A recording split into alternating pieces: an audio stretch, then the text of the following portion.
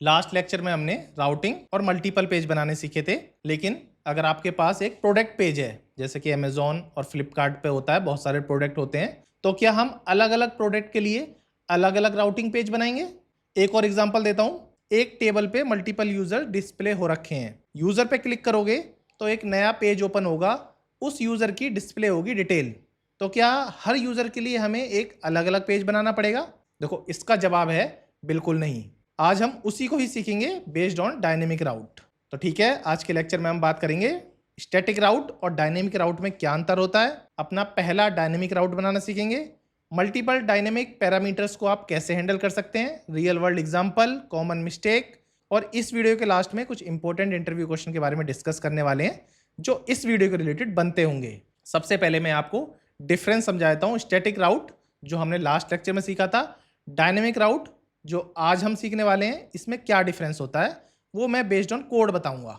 चलो ठीक है, यहाँ जाते हैं और मैं यहाँ से जितना भी कोड है इसमें से ये कॉन्टैक्ट वाला हटा देता हूँ। बस इतना ही कोड काफ़ी है और अपने कोड को स्टार्ट भी कर लेते हैं। अब देखो, यहाँ पे दो स्टैटिक राउट हैं। स्टैटिक राउट जैसे कि नाम से ही पता चल रहा है, ऐसे राउट जो सिर्फ स्पेसिफिक पाथ पे चलेंगे, अबाउट पे ही चलेगा। ये होम पे है तो होम पे ही चलेगा, अदर कहीं नहीं चल सकता। एक होता है डायनेमिक राउट। वो कैसे बनता है? जैसे मैं एक राउट और बनाता हूँ जो डायनेमिक राउट होगा। वो कैसे बनेगा? ये अबाउट की जगह मैं यूज़र कर देता हूँ। ये मेरा यूज़र पेज है, यूज़र पेज। अब मुझे अलग अलग यूज़र्स के लिए अलग अलग पेजेस चाहिए, तो मैं क्या करूँगा? तो ये है dynamic route based on name. जो भी यूज़र्स का नाम होगा उसके अकॉर्डिंग अलग अलग पेज उसको मिलते रहेंगे। उसमें क्या करूँगा मैं? देखो, इसमें मैं लिख देता हूँ यूज़र, और ये तो मैं इसको मैं लिख देता हूँ यूज़र्स एस, और ये एस लगा देता हूँ। ये तो स्टैटिक राउट है इसलिए समझाने के लिए मैं एस लगा रहा हूँ। बाकी ये होम राउट था, ये मेरा डायनेमिक राउट है। अब बेस्ड ऑन नेम अलग अलग यूज़र्स का अलग अलग डेटा आपको मिलता रहेगा। तो ये जो नेम है ये यूज़र के अंदर एज ए पैरामीटर हमें पास करना पड़ेगा, जिससे हमें पता चले ये नेम जो है डायनेमिक है। और जो डेटा डिस्प्ले होगा वो मैं रिटर्न में दिखा दूंगा। एफ स्ट्रिंग में यूज़ करता हूँ मैं डेटा को। यहाँ पे मैं लिखता हूँ हेलो नेम, क्योंकि नेम डायनेमिक है तो जो भी यूआरएल पे आप नेम दोगे वो उठ के यहाँ पे डिस्प्ले हो जाएगा। चलो अपने कोड को चला के देखते हैं। जो हमारा यूआरएल है वो ये वाला यूआरएल है, इसे कॉपी कर लो और अपने ब्राउज़र पे चलो और यहाँ पे जाके पेस्ट कर दो। तो ये तो हमारा होम यूआरएल है जो स्टैटिक है। यूज़र्स ये भी स्टैटिक है, यूज़र पेज। अब जो हमारा डायनेमिक है वो ऐसे है। इसके बाद मैं लिखूँगा, फॉर एग्जांपल मुझे मोहित का डेटा चाहिए, तो देखो हेलो मोहित। मोहित की जगह मैं रोहित चेंज कर देता हूँ, तो देखो आपको मिलेगा हेलो रोहित।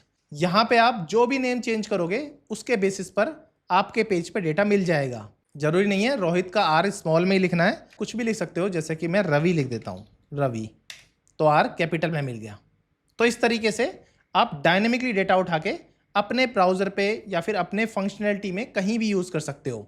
तो यहाँ जो मैंने नेम लिखा है ना, ये नेम एक वेरिएबल है जो यूआरएल से रिसीव हो रहा है और यहाँ पैरामीटर पे मिल रहा है, और इसको आप अपने पेज पे डिस्प्ले करा पा रहे हो एफ स्ट्रिंग के थ्रू। एफ स्ट्रिंग आप सभी को आती होगी अगर आपने पाइथन पढ़ी है तो।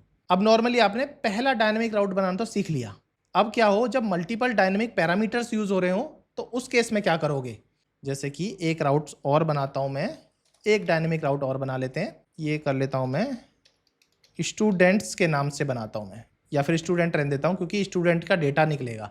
स्टूडेंट का नेम चाहिए होगा मुझे इसमें, और स्टूडेंट का कोर्स चाहिए होगा। तो यहाँ मैं दो डायनेमिक पैरामीटर यूज कर रहा हूँ, जब इसको बोलते हैं मल्टीपल डायनेमिक पैरामीटर्स।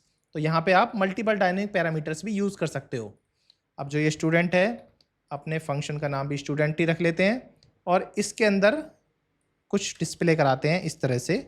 नेम मतलब कि मोहित इज लर्निंग कोर्स, जो भी मैं लिखूंगा फ्लास्क, फास्ट एपीआई, जेंगो, ये कोर्स। उसके लिए आपको दो पैरामीटर चाहिए। देखो नेम तो यहाँ से मिल जाएगा, अब कॉमा करो और यहाँ पे लिखो कोर्स। कोर्स अब ऐसे मिल जाएगा। तो आप मल्टीपल डायनेमिक पैरामीटर्स भी यूज़ कर सकते हो। चलो चला के देखते हैं। अब यूज़र की दिए मेरा जो पैरामीटर था वो था स्टूडेंट, फिर नेम और कोर्स। तो पहले स्टूडेंट लिखो इसके आगे इस तरह से। स्टूडेंट का नेम क्या है? मोहित। कोर्स क्या है?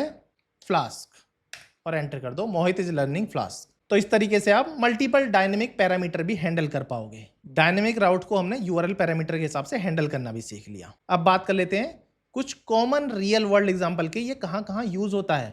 अभी मैंने सिखाया student data, product data, order data, blog, सब जगह डायनेमिक पैरामीटर यूज होता है, क्योंकि हम कितने ही स्टैटिक राउट बना लेंगे, इसलिए हमें डायनेमिक राउट चाहिए ही चाहिए। अब बात करूं मैं कॉमन मिस्टेक की जो आपको याद रखनी है, वेरिएबल का नेम मिसमैच नहीं होना चाहिए। अगर आप यहाँ से नेम भेज रहे हो तो यहाँ यूजर नेम नहीं भेज सकते, तो करेक्ट है कि जो यहाँ भेजो वही यहाँ भेजो। अगर आप यहाँ से कुछ भेजना भूल जाते हो तो एरर आएगा।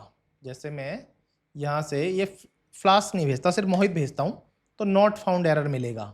ये इंटरव्यू में बहुत बार पूछता है, अगर आप कुछ चीज़ मिसिंग कर देते हो यूआरएल में भेजना तो क्या एरर आता है, तो उसमें एरर आता है 404 नॉट फाउंड, क्योंकि डायनेमिक राउट को रिक्वेस्ट वाली वैल्यू नहीं मिली है, इसलिए 404। ठीक है, अब बात कर लेते हैं कुछ इंपॉर्टेंट इंटरव्यू क्वेश्चन की।